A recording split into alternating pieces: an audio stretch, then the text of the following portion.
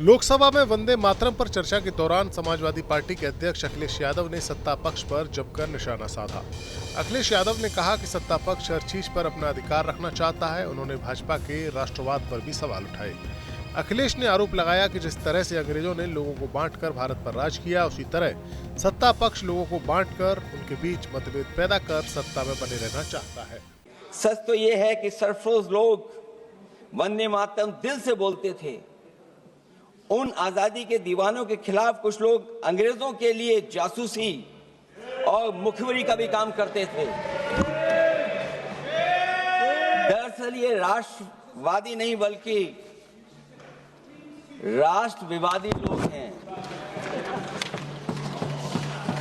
जहां विवाद करना हो, कभी अंग्रेज विवाद कर करके, डिवाइड कर करके, डिवीजन कर करके राज किया करते थे।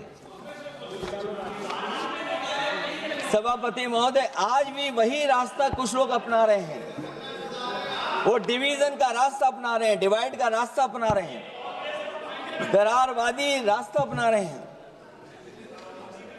इनका इतिहास खंगाला जाए कि इन्होंने आजादी के पहले और आजादी के बाद वंदे मातरम क्यों नहीं गाया। ये सभापति महोदय, आज जब हम वंदे मातरम पे इतनी चर्चा कर रहे हैं, जिस भाव से हम लोग यहाँ बैठे हैं, कम से कम ये भी खंगाला जाए इतिहास में कि वंदे मातरम कुछ लोगों ने कब गाया। उन मुखबरों से ये सवाल पूछा जाए कि स्वतंत्रता के बाद भी उन्होंने अपना गीत क्यों बनाया। उनकी एक रंगी सोच ने तिरंगा क्यों नहीं फहराया।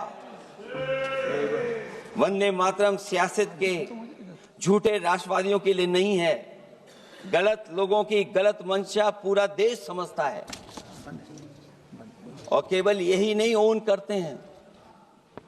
कभी कभी भारत माता का जो चित्र है, जो पेंटिंग कभी बंगाल के महान लोगों ने बनाई थी। लोकसभा में वंदे मातरम पर चर्चा की शुरुआत प्रधानमंत्री नरेंद्र मोदी ने की। वंदे मातरम के पूरे होने की 150वीं वर्षगांठ पर यह चर्चा हो रही है।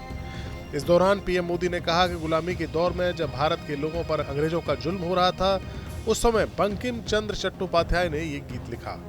उन्होंने कहा कि ये रचना स्वतंत्रता आंदोलन का स्वर बन गई और वंदे मातरम हर भारतीय का संकल्प बन गया।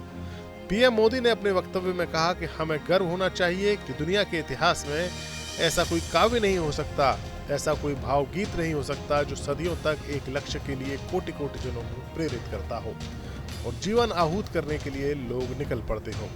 पूरी दुनिया को पता होना चाहिए कि गुलामी के कालखंड में भी ऐसे लोग हमारे यहाँ पैदा होते थे जो इस प्रकार के भावगीत की रचना कर सकते थे। ये विश्व के लिए एक अजूबा है। उन्होंने कहा कि इसके बारे में हमें गर्व से कहना चाहिए तो दुनिया भी मानना शुरू करेगी। Bureau report, news nation. Download our